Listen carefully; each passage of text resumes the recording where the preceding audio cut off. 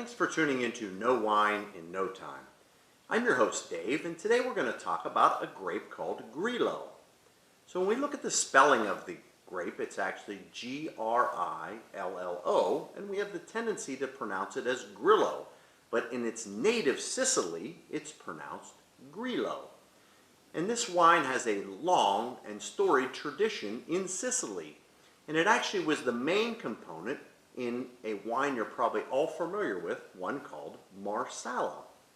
And we look at this grape, and why it's important for Marsala production is because it oxidizes quite easily. And let's think about what Marsala is.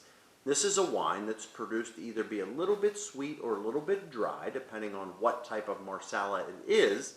But as fermentation is cut off, the wine itself is fortified with a little bit of neutral grape spirit or brandy, and then it can be oxidized.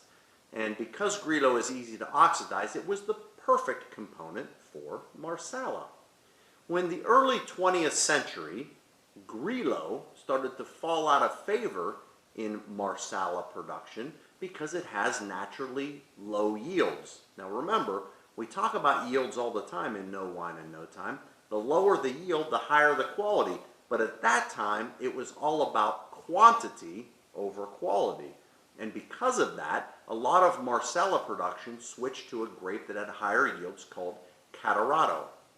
But as Sicily started to get back to its roots and started to focus more on indigenous grapes and traditional vinification, Grillo came back onto the scene. There's not a grape that's more perfect for this arid, dry Mediterranean climate than Grillo. It's drought resistant and also heat resistant, so it's perfect in this climate. And when we look at Grillo traditionally, it's somewhere in between. I'll just give you two wines that you probably know very well: Sauvignon Blanc and Pinot Grigio. So it kind of comes in between those two, with some flavors of apples and pears, but also some flavors of citrus fruits. So let's go ahead and take a look at one and see what we can expect. So the one I picked for you today is La Segreta, and this comes to us right from Sicily, and it's 100% Grillo. So if we take a look at the wine, the first thing that we notice is it's very pale in its yellow color. It's a clear wine. And if we swirl to liberate some of the aromas, the first thing that we notice coming out of the glass are those citrus fruits. We smell a little bit of lemon, but we also smell just a hint of nuttiness, which is not unusual when it comes to a Grillo wine.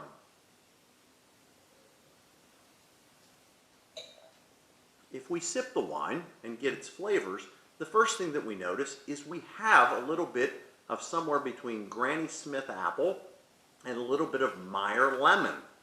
And then in the background, just a little bit of really kind of a fruit like a pear in the background. But all the while, it has beautiful acidity, a dry persona. And then when it clears the palate, a little bit on the backside, we start to notice some nuttiness, somewhere between an almond and a hazelnut.